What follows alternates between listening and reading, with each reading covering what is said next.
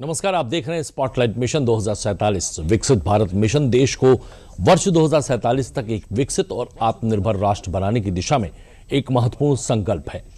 इस मिशन का उद्देश्य आर्थिक विकास, सामाजिक समृद्धि, आधुनिक बुनियादी ढांचे, तकनीकी प्रगति और समावेशी विकास के माध्यम से भारत को वैश्विक स्तर पर एक सशक्त और अग्रणी राष्ट्र के रूप में स्थापित करना है।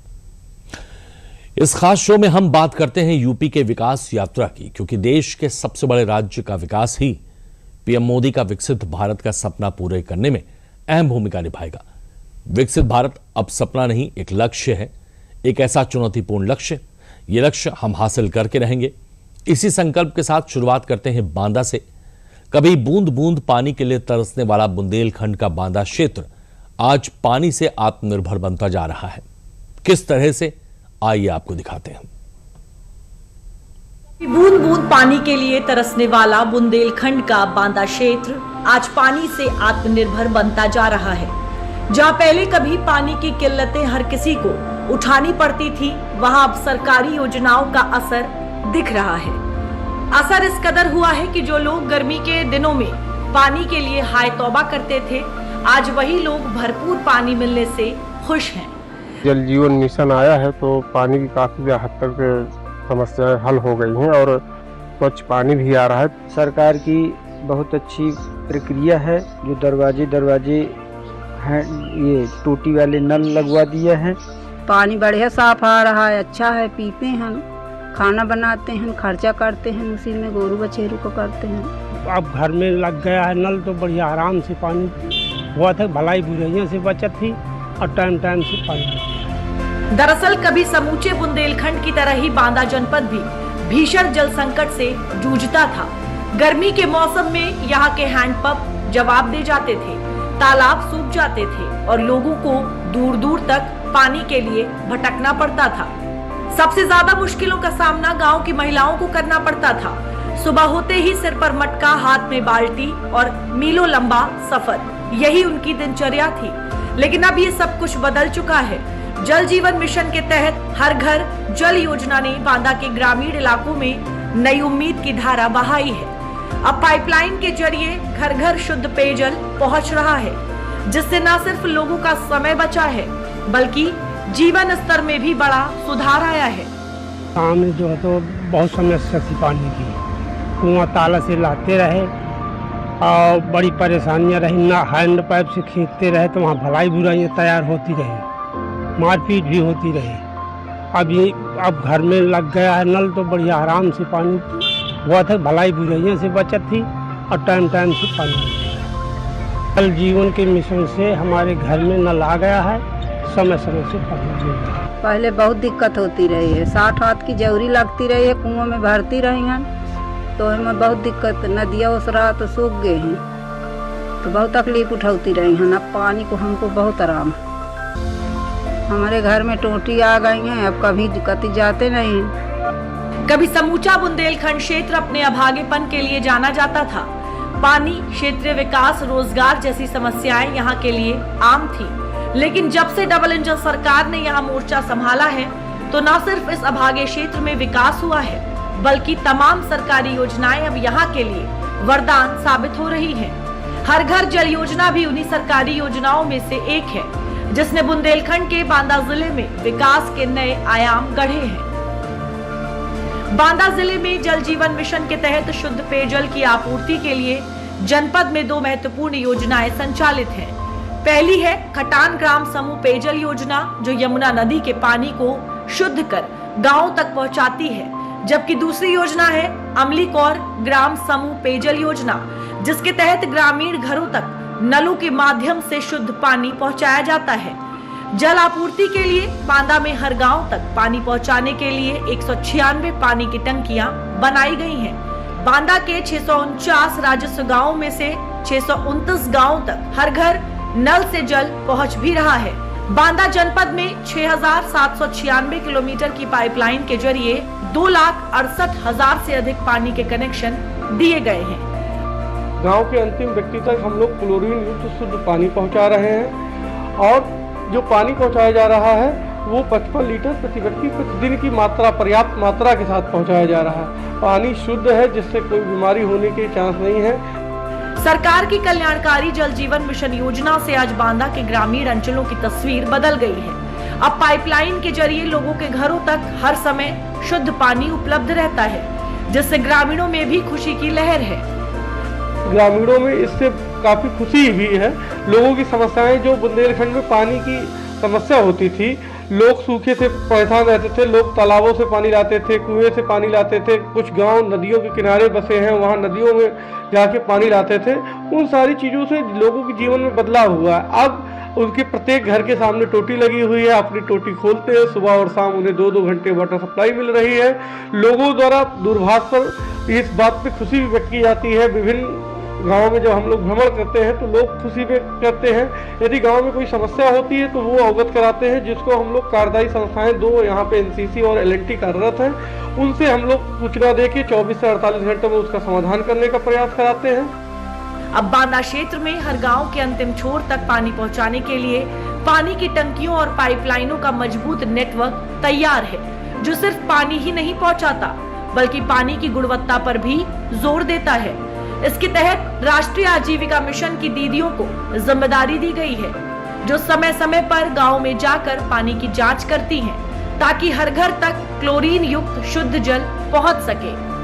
जल जीवन मिशन के तहत पानी की जांच करती हूँ। जो हमारे गांव में ये प्लांट लगा हुआ है, तो उसके तहत जो टोटियों का पानी होता है जो हम लोग पीते हैं, तो मैं अपने गांव के डेरा गांव मोहल्ले में जाकर, हम लोग 5 लोग हैं तो सभी दीदियाँ मिलकर भी जाते हैं, 1-2 लोग मिलकर भी जाते हैं।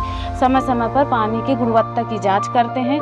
जो पानी पीने योग्य है उस पानी को पीते हैं। जिस जगह नल मतलब टोटियों में पानी नहीं आता या पाइप फटे हैं, उसकी जानकारी हम लोग अपने प्लांट में देते हैं, उसको सही करवाते हैं और समय समय पर पानी की जांच भी करते रहते हैं। यानी जनपद बांदा जो कभी जल संकट से जूझता था, लोग पानी के लिए कोसों दूर जाते थे, वहां अब हर घर में पानी की धार बह रही है। हर चेहरे पर संतोष की मुस्कान है, जो संभव हुआ लोगों को घर बैठे ही नल से जल मिलने के कारण।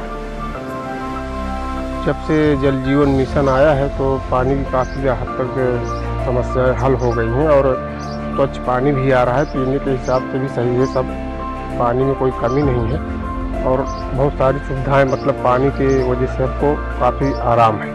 कि सरकार की तरफ से दरवाजे में जब से नल लग गए हैं, तब से बहुत बड़ी सुविधा हो गई है। हम अपने दरवाजे में अपने घर से निकलते ही पानी मिल जाता है, पानी भर लेते हैं।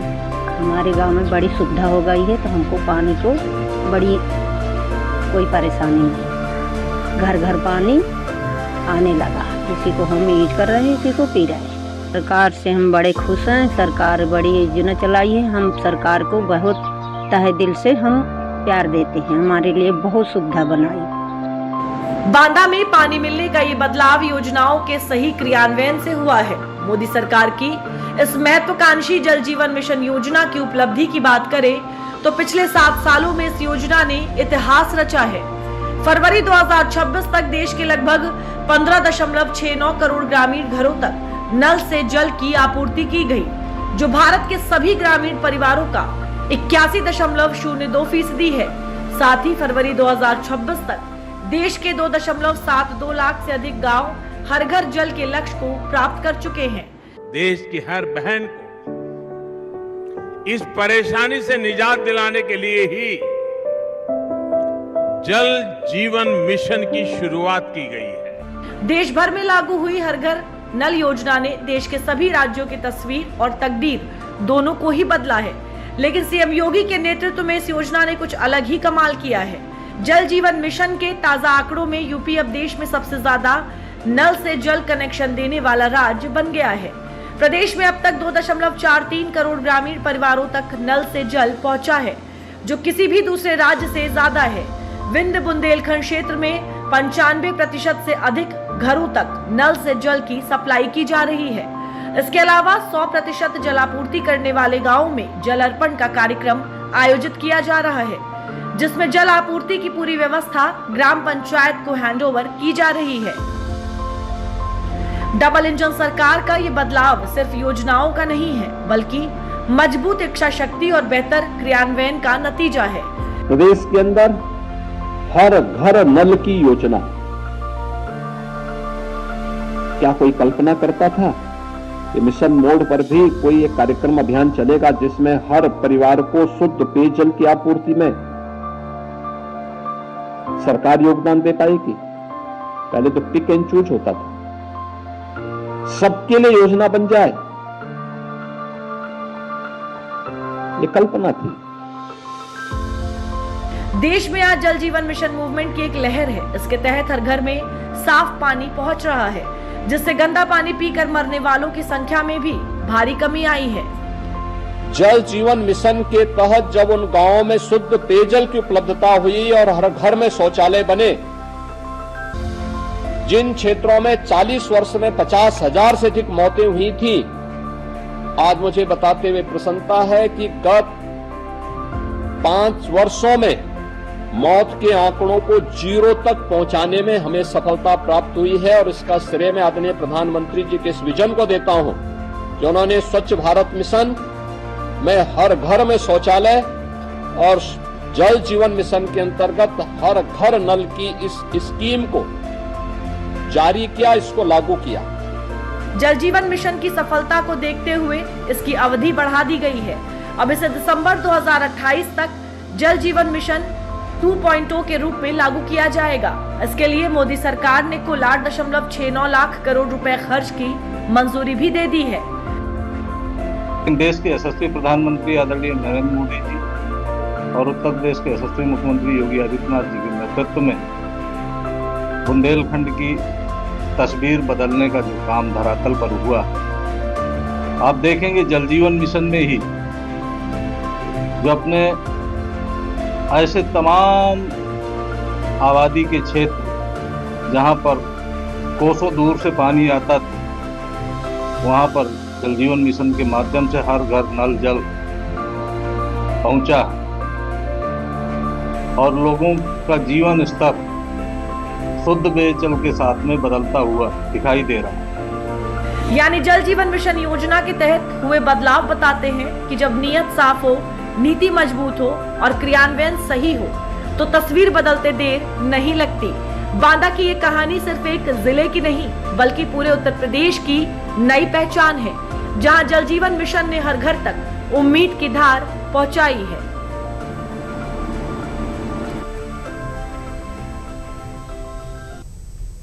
स्पॉटलाइट मिशन 2047 में अगली खबर हापुड़ से है।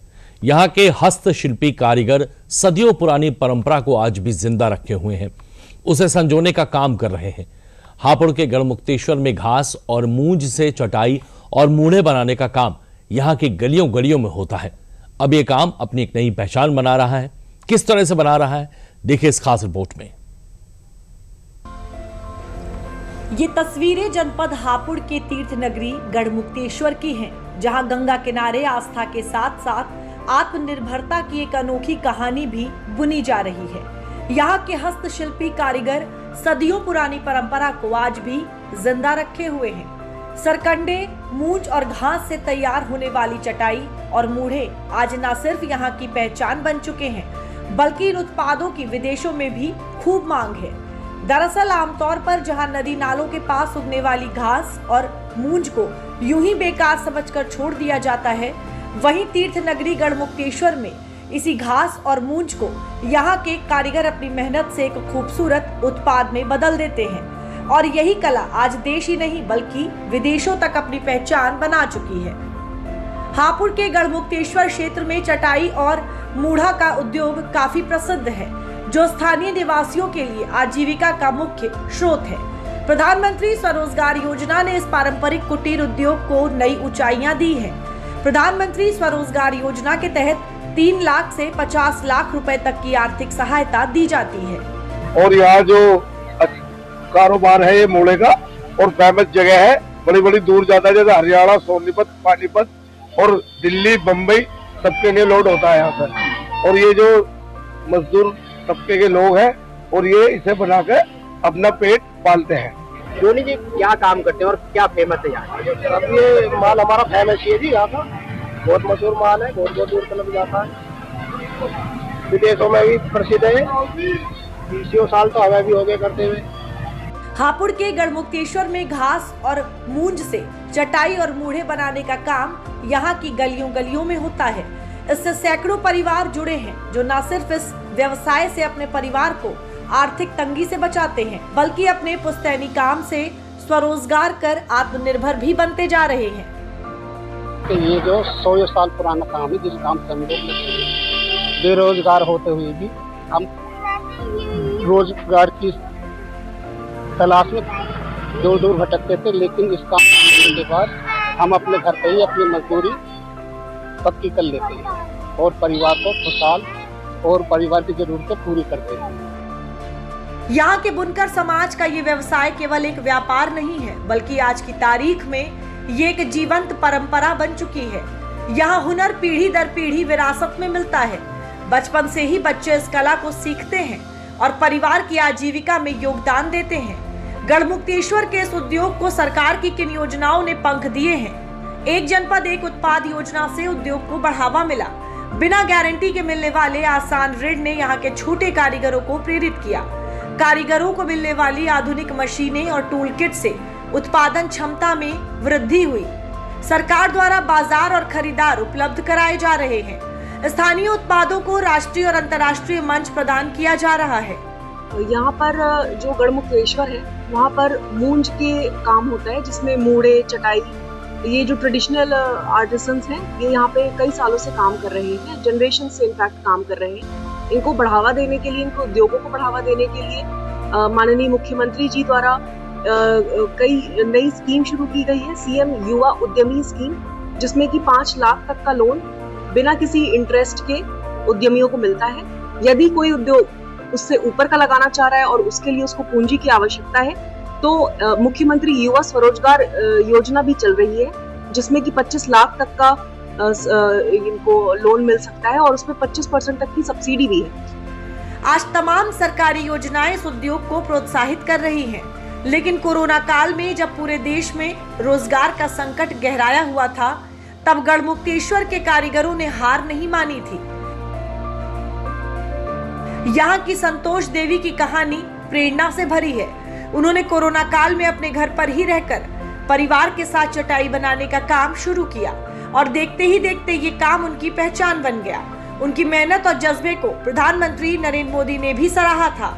संतोष देवी का जिक्र करते हुए जब पीएम मोदी ने मन की बात में गढ़मुक्तेश्वर के मूढ़ा और चटाई व्यापार का जिक्र किया तो ये केवल एक क्षेत्र या समाज की प्रशंसा नहीं थी, बल्कि स्थानीय उत्पादों की ताकत को राष्ट्रीय मंच पर स्वीकार करने का क्षण था। पीएम मोदी के उस एक जिक्र ने गढ़मुक्तेश्वर के बुनकर समाज के आत्मविश्वास को नई उड़ान दी। बहुत ज्यादा फर्क है हमारे काम को, तो बताते रही हूँ। हमारा काम ऐसा है कि भूखा नहीं मरने के, ऐसा काम है हमारा। प्रधानमंत्री की बढ़िया मन की बात में हमें याद करते हैं प्रधानमंत्री जी। 15 अगस्त पे भी गए हैं हम, उससे पहले भी गए हैं, राष्ट्रपति भवन में वहाँ भी गए हैं, सब जगह बुलाया हमें बहुत खुशी की बात है। हमें उनसे बार बार धन्यवाद करना चाहते हैं। हम ऐसे टाइम पे हमें याद करते हैं। जब से मन की बात में प्रधानमंत्री नरेंद्र मोदी ने चटाई बनाने वालों का जिक्र किया है, जब से इस काम को बढ़ावा मिला है। राज्य और अंतर्राज्य सभी स्टेटों में इसकी डिमांड है और काम बहुत तेजी के साथ बढ़ रहा है। सीएम योगी आदित्यनाथ के नेतृत्व में 1 डिस्ट्रिक्ट 1 प्रोडक्ट योजना ने गढ़मुक्तेश्वर की इस पारंपरिक कला को नई पहचान दी है। एक समय था जब गढ़मुक्तेश्वर के मूढ़े और चटाइयां केवल आसपास के गांव और कस्बों तक सीमित थी, लेकिन जब से इन बुनकरों को सरकारी योजनाओं की मदद मिली तो यहाँ के बुनकर समाज ने भी परिवर्तन को अपनाया। डिजाइन में नवाचार आया, रंगों में विविधता आई और बाजार की मांग के अनुसार उत्पादों को ढाला गया। आज यही मूढ़े और चटाइयां शहरों के ड्राइंग रूम, होटल, रिजॉर्ट और यहाँ तक कि विदेशों तक पहुँच रहे हैं। प्रधानमंत्री मोदी जी ने आत्मनिर्भर भारत का आह्वान जब देश के अंदर किया तो उसकी आधारशिला भी ओडीओपी की ये योजना ही बनी है। तो मुझे लगता है कि ओडीओपी देश के अंदर परंपरागत उत्पाद और अपने उद्यमी को आगे बढ़ाने और उसके माध्यम से आत्मनिर्भरता के लक्ष्य को प्राप्त करने की एक अभिनव योजना है। आज जब दुनिया प्लास्टिक प्रदूषण से जूझ रही है, तब गढ़मुक्तेश्वर का ये पारंपरिक व्यापार समाधान बनकर उभरा है। यहाँ बने उत्पादों में क्या खास बात है, ये भी जान लेते हैं। गढ़मुक्तेश्वर के मूढ़े और चटाई के उत्पाद पूरी तरह प्राकृतिक और इको फ्रेंडली होते हैं। ये मजबूत और लंबे समय तक चलने वाले प्रोडक्ट्स होते हैं। यहाँ बनी चटाइयाँ और मूढ़े में पारंपरिक डिजाइन के साथ आधुनिक टच भी दिया जाता है, जिसका उपयोग घरेलू उपयोग से लेकर डेकोरेशन तक में होता है। और हमारे मोहल्ले में करीबन 100-150 परिवार हैं जो चटाई के काम से जुड़े हुए हैं और पटेरा बाहर से लाते हैं कच्चा माल खरीद कर और तब यहाँ उसे बनाकर बेचते हैं। लोकल ठेकेदार हैं हमारे यहाँ के, वही इसे यहाँ से खरीद के और जो बाहर बेचते हैं, जैसे यूपी में आगरा, टूंडला, फिरोजाबाद, फरुखाबाद, पंजाब भी जाती है और अदर स्टेटों में भी जाती है। मूढ़े हमारे यहाँ से बाहर विदेश भी सप्लाई होते हैं, विदेश भी जाते हैं, मगर हमारा माल जो यहीं के जो थोक व्यापारी हैं वही लेते हैं माल। उनसे लेने के हमारे से लेने के बाद में वो फिर आगे सप्लाई करते हैं माल को। हमारे यहाँ तो ये मैन्युफैक्चर होता है, यहाँ से खरीद कर वो ले जाते हैं, आगे जहाँ भी उन्हें देना है बाहर जाता है माल हमारे यहाँ से। यानी जब देश वोकल फॉर लोकल और आत्मनिर्भर भारत की बात करता है, तो गढ़मुक्तेश्वर का ये बुनकर समाज उसकी सबसे सशक्त मिसाल बनकर सामने आता है, जहाँ हाथों की मेहनत से न सिर्फ आजीविका बनती है, बल्कि भारत का भविष्य भी बुना जाता है।